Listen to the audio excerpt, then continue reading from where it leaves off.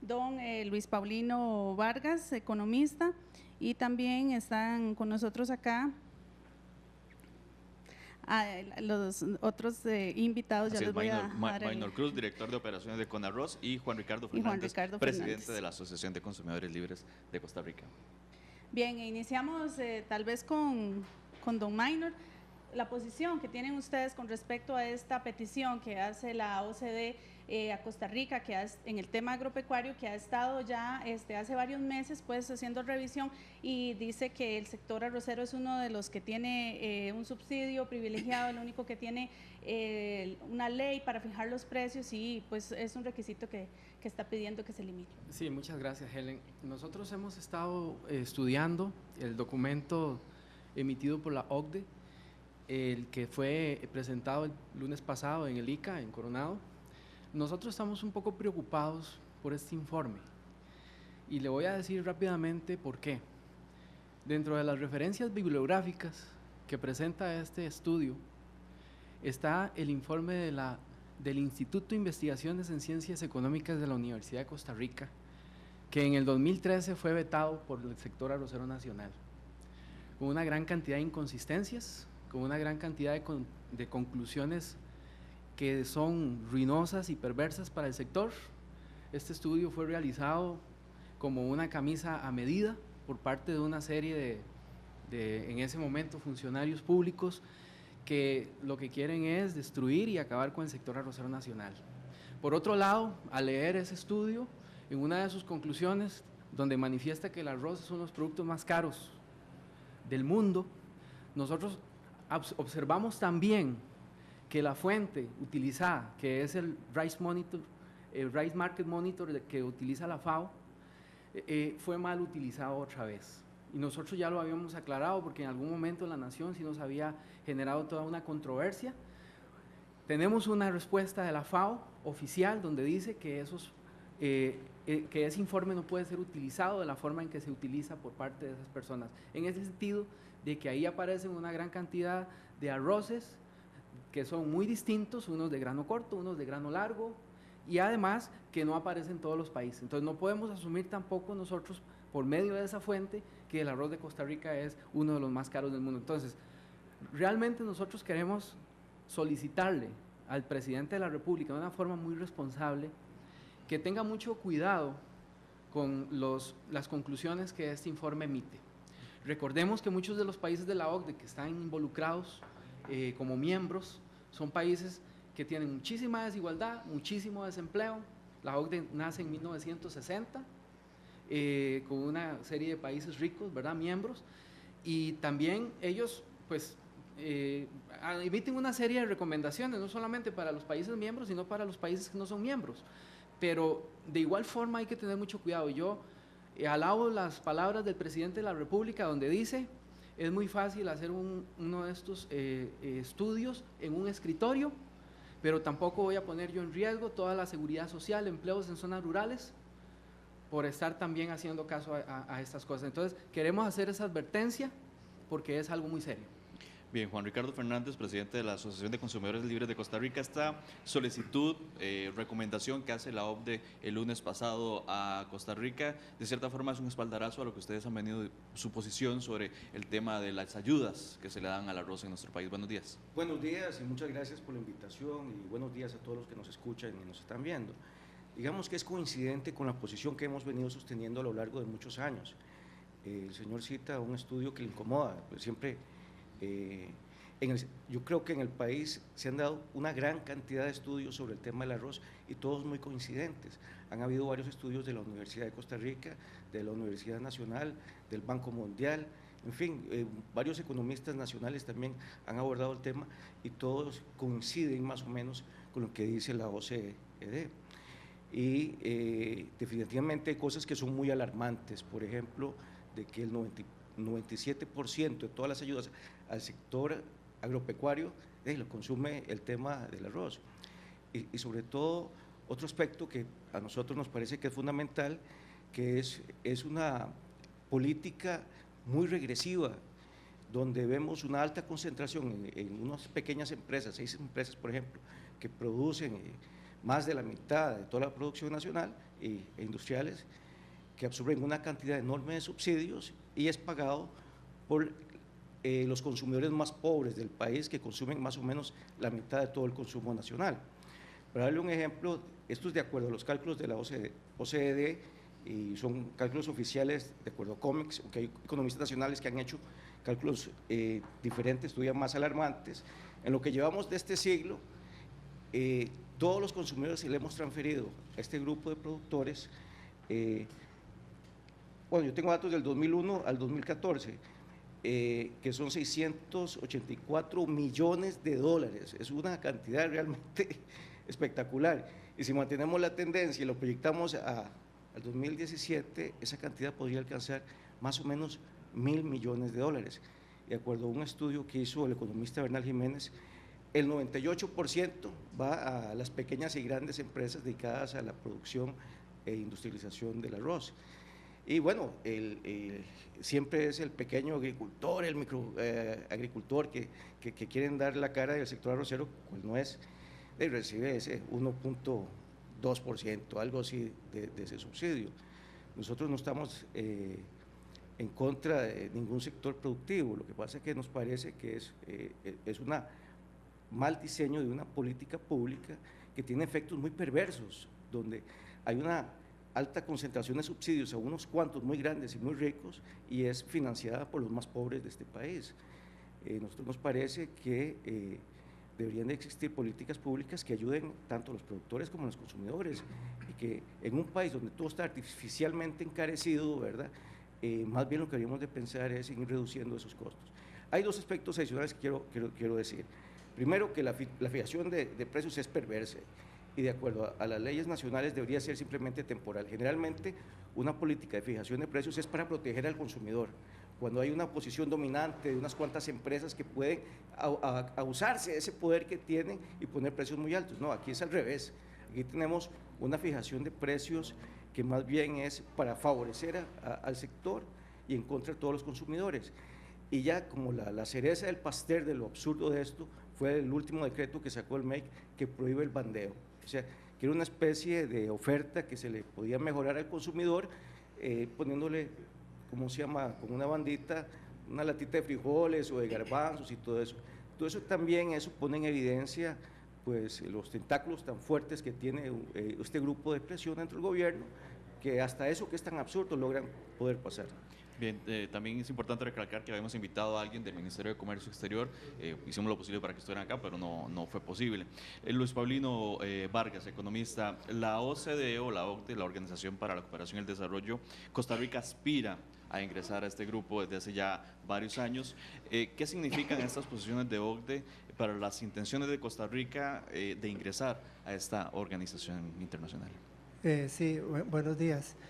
A mí cada vez me preocupa más y más el tipo de requerimientos, de exigencias que la OCDE plantea y cada vez me recuerda más los tiempos del ajuste estructural allá por los años 80, principios de los años 90, donde los gobiernos de liberación y de la unidad se dedicaron a firmar acuerdos con el Banco Mundial, acuerdos de ajuste estructural que estaban acompañados por lo que se llamaba una condicionalidad sumamente asfixiante, sumamente restrictiva, y que pretendía obligar al país a una serie de cambios, obligarlo así a marchas forzadas, ¿verdad? Obligarlo desde la presión externa. Pues la OCDE se me está pareciendo cada vez más a eso. Ahí lo vemos, por ejemplo, exigiendo seguro para el caso del sistema bancario, una decisión que debería ser discutida ampliamente por la ciudadanía costarricense y decidida democráticamente, no la quieren imponer a fuerza de presión externa. Ahora nos salen con esto del arroz, nuevamente la OCDE presionante, que tenemos que cambiar eso, y aparentemente hay gente que se toma en serio que porque la OCDE lo dice, entonces hay que hacerlo, ¿verdad? Violentando los mecanismos de la democracia, dejando de lado el debate ciudadano con base en el cual deberían tomarse estas decisiones sin ese tipo de imposiciones externas. Entonces, desde ese punto de vista yo advierto esto, lo subrayo. Cada vez más me preocupa más y más las implicaciones de esta vinculación con la OCDE, porque claramente la OCDE está sacando las garras, ¿verdad? Está mostrándonos su verdadero rostro, y su verdadero rostro es que quiere imponernos una serie de cosas. Y yo no sé si Costa Rica está dispuesta una vez más a tener que soportar una serie de imposiciones desde afuera, como ya en otro tiempo las clases gobernantes de Costa Rica nos han hecho admitir, nos han hecho aceptar esto. Eso es el primer punto. El segundo punto que yo quisiera mencionar, yo quisiera saber qué dice la OCDE de las políticas de protección a la agricultura en Estados Unidos y en Europa. En Estados Unidos y en Europa hay políticas de protección a la agricultura por montos monstruosamente gigantescos. Son montos de alrededor de 20.000 millones de euros o más de 20.000 millones de dólares al año, tanto en Estados Unidos como en Europa, lo cual significa aproximadamente un 40% del PIB de los Estados Unidos. O sea, la ayuda anual que la agricultura recibe en Europa o en los Estados Unidos equivale a agarrar el 40% del PIB de Costa Rica, del valor total de la producción nacional de Costa Rica, y dedicarla al apoyo a la agricultura. ¿Qué dice la OCDE de eso? Si la mayoría, si los países ricos europeos y el propio Estados Unidos son miembros de la OCDE, ¿qué le dice la OCDE a estos países? ¿Por qué nos viene a nosotros a querer imponer este tipo de cambios, en este caso en el arroz? Pero si lo hace con el arroz, va a venir podemos esperar cualquier otra cosa, ya no lo está haciendo con la banca. ¿Qué sigue? O sea, la pregunta es, ¿qué sigue? ¿Cuál es la siguiente exigencia? ¿Y qué dice la OCDE con respecto a Estados Unidos, con respecto a Europa, su generosísima política de protección a la agricultura? ¿Nos la prohíben a nosotros? Sí tienen luz verde los países ricos, ¿verdad? Como de costumbre. Otra cosa que quisiera mencionar, efectivamente ha habido, en todo el periodo posterior a 2008, ha habido a nivel mundial un movimiento de descenso de los precios internacionales del arroz. Según los indicadores que uno observe, se observa entre 2008 y 2016 o 2015 una reducción de aproximadamente un tercio de los precios, un 30 y tanto % de los precios. Esa es la reducción que se ha producido en los precios internacionales. Es muy sintomático que eso se haya dado después de la crisis mundial. Y eso sugiere que los altos precios previos a la crisis mundial tenían un elemento especulativo que se desinfló con motivo de la crisis. O sea, la crisis desinfló esa burbuja, los movimientos especulativos se orientaron hacia otro lado, ya no estos bienes primarios, no en particular el arroz, y de ahí en adelante tenemos ese descenso. Pero entonces también aquí tenemos que entrar en el debate necesarísimo que Costa Rica sigue eludiendo, lo sigue dando de lado, el debate de lo que pasa con el tipo de cambio.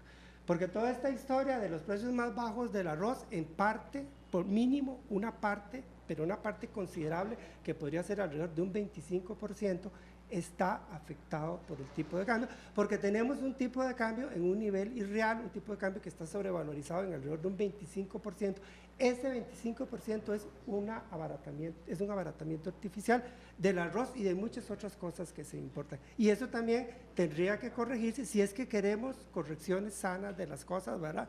Si es que porque también, por otro lado, la cosa es la insistencia en el derecho de los consumidores, como si el consumidor existiera en abstracto, como si el consumidor fuera una cosita que está ya en las alturas estratosféricas, dedicado nada más a comprar cosas. Es que para ser consumidor primero hay que ser trabajador o trabajadora, primero hay que tener un ingreso y de ahí en adelante podemos consumir. Y si vamos a insistir, como ustedes, desde la asociación de ustedes insisten, en políticas que únicamente piensan en que la gente lo único que le interesa es consumir, sin ponerse a pensar que esas políticas pueden destruir empleos, en realidad lo que podríamos estar generando es, de por sí ya tenemos problemas de empleo horrorosos, un agravamiento de los problemas de empleo, teniendo claro que la gente para consumir primero tiene que tener trabajo e ingreso, y esto es algo que esa abstracción, esa cosa nebulosa llamada consumidor nunca toma en cuenta, como tampoco toma en cuenta que el consumidor es también ciudadano. Perfecto. Y que el consumidor debería interesarse por el destino de su país, que se juega en este tipo de políticas, ¿verdad?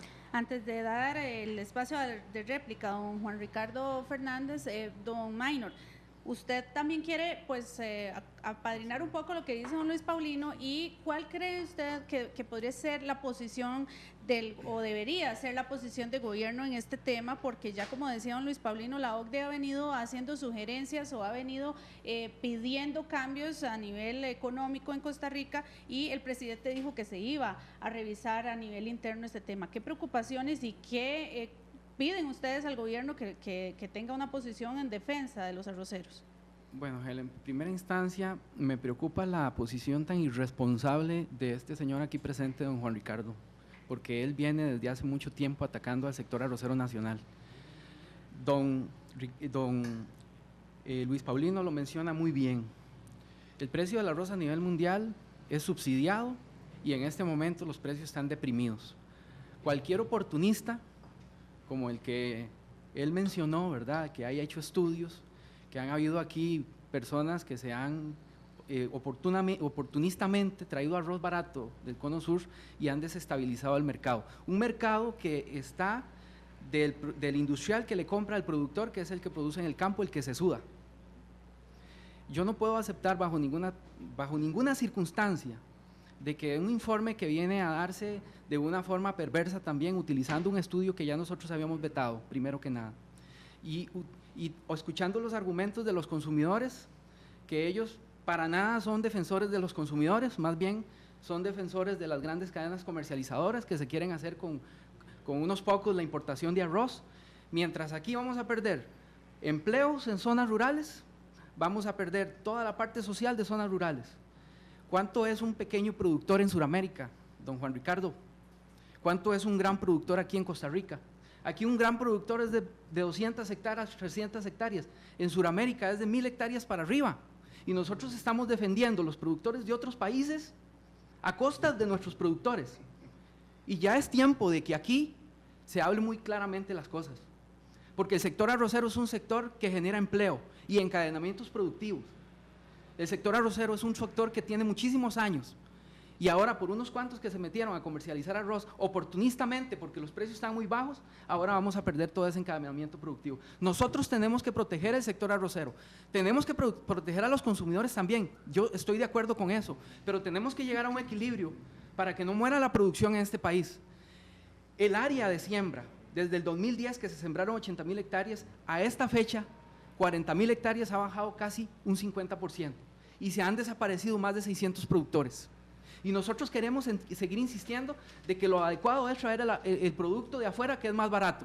Cuando estamos viendo situaciones geopolíticas que ustedes los mencionaron muy claramente ahora en el segmento anterior, que pueden traer a la catástrofe, la FAO lo dice, nosotros necesitamos como países tener producciones locales para poder no solamente enfrentar lo que viene en cuanto a cambio climático, fenómenos del Niño, sino también toda una serie de situaciones geopolíticas que en cualquier momento pueden hacer de un caos y hacer que un producto básico como el arroz se necesite en todos los países.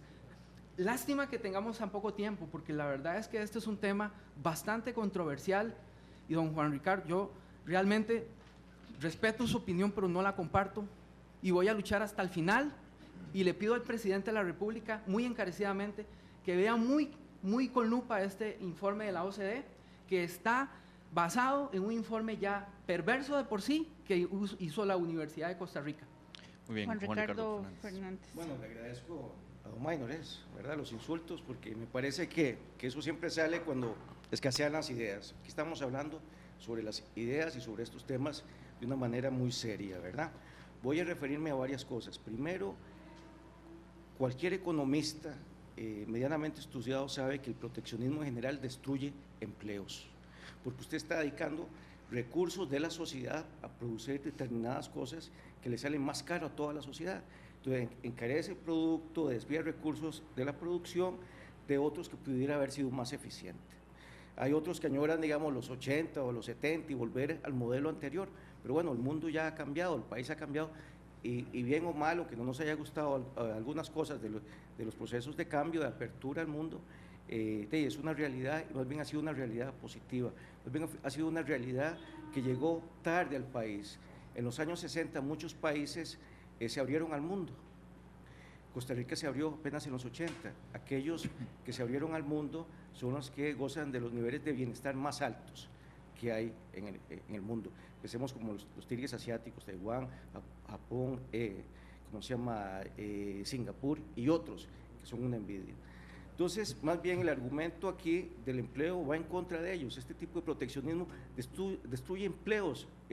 Se ha calculado, la Universidad de Arkansas creo que hizo un estudio donde en algunos productos similares al arroz, más bien por cada empleo que se protege en un sector, se destruyen 8 empleos en otros sectores, ¿verdad?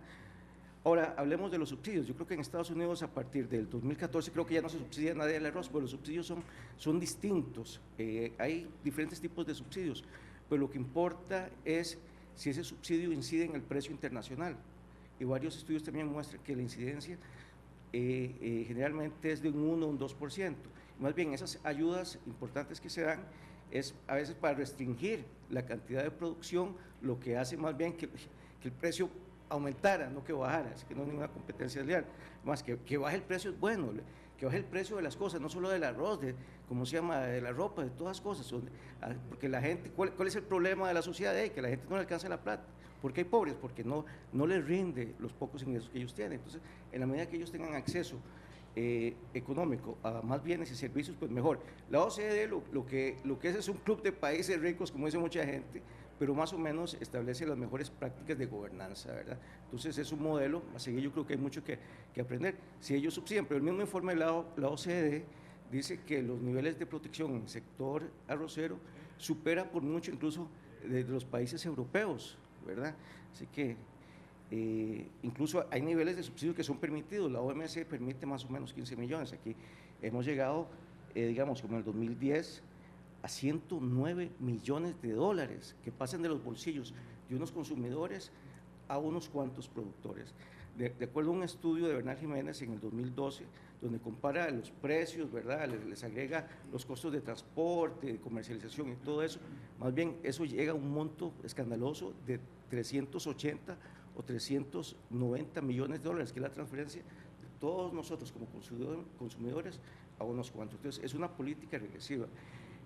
También, por otro lado, hay políticas, digamos, hay quienes comparan, digamos, la asistencia que se le ha dado al sector arrocero en Argentina, donde ha sido diferente, que no ha sido a través de fijación de precios ni subsidios, sino apoyos para mejorar la productividad, y eso ha sido mucho más efectivo que lo que hemos visto en el modelo costarricense, donde más bien el proteccionismo ha llevado a niveles de mayor ineficiencia y improductividad en el sector. Entonces, uno debería buscar políticas que no es de quitarle a uno para darle a otro, sino políticas que beneficien a todos, mejorar la infraestructura, mejorar el crédito, mejorar los niveles de riego, cosas así, pero que no castigue a unos que son los más pobres, que consumen la mitad de la producción de este país de arroz, para dársela al 6% de unos cuantos. Perfecto. Bien, decía el lunes pasado Luis Felipe Arauz, nos decía que una de las sugerencias de la OCDE era mejorar la productividad e invertir en investigación. Correcto. Para quitar esos subsidios y ayudar de otra manera al sector arrocero. Luis Paulino Vargas. Sí, yo creo que es importante que entremos a redefinir las políticas y mejorarla en todo lo que haya que mejorarla. Si no se está favoreciendo suficientemente a los pequeñitos, hay que buscar la manera de favorecerlos suficientemente. Lo que el país no puede permitirse de ninguna manera es renunciar a su soberanía, a su seguridad alimentaria. Eso es peligrosísimo, ese lujo el país no se lo puede dar. No le conviene al ciudadano, a la ciudadana, no le conviene al trabajador ni a la trabajadora, y finalmente tampoco le conviene a esa entelequia de la que esta gente habla, que llaman consumidor. Pero yo quisiera decir una cosita, es que la ignorancia es atrevida. Usted dijo muchas cosas que no son ciertas, perdone, don Ricardo, usted dijo muchas cosas que no son ciertas, y se ve que sabe muy poquito de historia económica. No hay un solo caso de desarrollo capitalista exitoso que no se haya dado con base en proteccionismo. Y si usted no lo sabe, es mejor que se ponga a estudiar. Es mejor que se ponga a estudiar antes de andar diciendo esas cositas simpáticas, esas cositas. Perdóneme, yo a usted no lo interrumpí, no me interrumpa, hágame el favor. ¿Me está insultando? Hágame el favor. Yo no lo estoy insultando, no lo estoy insultando. Le estoy diciendo que usted está diciendo cosas que no son ciertas y que reflejan ignorancia de su parte. Bueno, perdone si se lo hago ver, pero así es. Así es. Ni siquiera Inglaterra, con haber sido la primera potencia industrial en la historia del capitalismo, ni siquiera Inglaterra prescindió del proteccionismo. Porque en su momento, en el siglo XVIII, Inglaterra restringió la importación de los textiles baratos que provenían de la India, y eso posibilitó el desarrollo de la industria textil inglesa. Y de ahí en adelante, Estados Unidos, Francia, Alemania protegieron para poder construir sus aparatos industriales. Y si usted quiere que mencionemos los casos de los tigres asiáticos, podemos mencionar los casos de los tigres asiáticos. Perdone, es falso que esa gente se haya confiado al libre mercado. Protegieron sus economías de diversas formas para poder construir un aparato industrial poderoso. Japón mismo, una de las características de Japón por décadas fue la restricción fuertísima al ingreso de capital extranjero. China hoy día es un caso clarísimo de un país donde se interviene fuertemente en la economía y sobre esa base China está construyendo un aparato industrial poderosísimo que tiene la posibilidad de desplazar pronto a Estados Unidos como la economía número 1 del mundo. Esa es la realidad de la historia económica. Toda esa entelequia teórica de que el libre mercado, las ventajas comparativas, eso está bueno para los libros de texto, para lo que a los pobres muchachos en economía, les enseñan en las escuelas de economía, los ponen a leer manuales sin enseñarles la verdadera historia de historia económica y sin ponerlos a estudiar la evolución de las doctrinas económicas, los debates a lo largo de la historia que han habido en la ciencia económica, los debates alrededor de estos temas, para que tengan claro que las cosas no son así de simples. Y lamentablemente siguen ahí, sigue circulando esa fantasía, siguen creyendo que los países se desarrollan por el libre mercado, y ningún país del mundo se ha desarrollado con base en el libre mercado. Y eso es bueno decirlo, es bueno enfatizarlo, y es bueno decir, perdone que se lo tenga que decir en estos términos, es bueno decir que ese tipo de ideas son sencillamente falsas, que no tienen ni fundamento teórico, porque la teoría ha sido criticada, y ha sido criticada de una forma implacable, a fondo, sin recibir respuesta, ni tampoco hay fundamento. Perfecto, ni empírico ni histórico. Don Luis Paulino, y ya para cerrar así brevemente, don Maynor Cruz, director de operaciones de Conarros, porque el tiempo pues nos gana. Hoy estamos viendo algo increíble que nunca pensamos que íbamos a ver. El gobierno de los Estados Unidos utiliza las balanzas comerciales deficitarias para decir, estamos mal. Recientemente en El País salió una publicación donde dice que el gobierno de los Estados Unidos ya está preparando, ya tiene un borrador para la revisión del Telecan, donde dice que el cambio más importante que se propone pasaría por permitir imponer aranceles en el caso de observar un incremento masivo de las importaciones de un producto, que vayan a causar un daño o una amenaza de daño a la industria o la producción local. Si estas no son manifestaciones de proteccionismo a las que han llegado gobiernos como los Estados Unidos, para proteger a sus productores, a sus industrias y a sus artesanos, yo no sé a dónde estamos. Y otra cosa que le voy a decir, don Juan, el arroz es el producto más barato de la canasta básica y desde hace 71 meses viene a la baja. Aquí lo demuestro, el arroz es el único producto que está regulado y es el único producto que tiene esta tendencia. Es el único producto que tiene esta tendencia. Véanlo ahí muy bien. Voy a cambiar rápidamente esta filmina por esta, porque a una persona le cuesta 84 colones en un día comer arroz. 137 gramos come en una persona en un arroz. Y el arroz en Costa Rica no es caro, es una gran mentira. Es una gran mentira. Bien, don Maynor, ya se nos acaba el tiempo. Lástima. 30 segundos, don Juan Ricardo Fernández, ya para finalizar. El arroz es el más caro de Centroamérica, los he dicho que es el más caro del mundo, pero bueno, hay gente que no cree en esas cifras, ¿verdad? Bueno, don Luis Paulino tiene una visión de izquierda, socialista, marxista de la economía, bastante sesgada. Eso sí entra en la descalificación, ahí sí, eso sí es descalificación. Quisiera hablar un tema fundamental, porque aquí se habló de seguridad alimentaria, de acuerdo a la definición de seguridad alimentaria tiene que ver con el acceso al producto, al acceso físico, a la inocuidad, no que un país tenga que producir el bien en particular. Y hay un bien todavía mucho más importante, con el cual no se produciría nada, y es el petróleo. Y aquí ¿cómo se llama? Se importa el 100% del petróleo y ¿cómo se llama? Y no pasa nada, ¿verdad? ¿Cómo se llama? Si fueran consistentes con que en este país, por seguridad, hay que producir lo que se consume, hay que entonces fomentar la exploración petrolera en el país. Bien, muchísimas gracias, Luis Paulino Vargas, economista, Maynor Cruz, director de operaciones de Conarros, Juan Ricardo Fernández, presidente de la Asociación de Consumidores Libres de Costa Rica. Vamos con la sección Vidarte y con eso nos despedimos. Buenos días.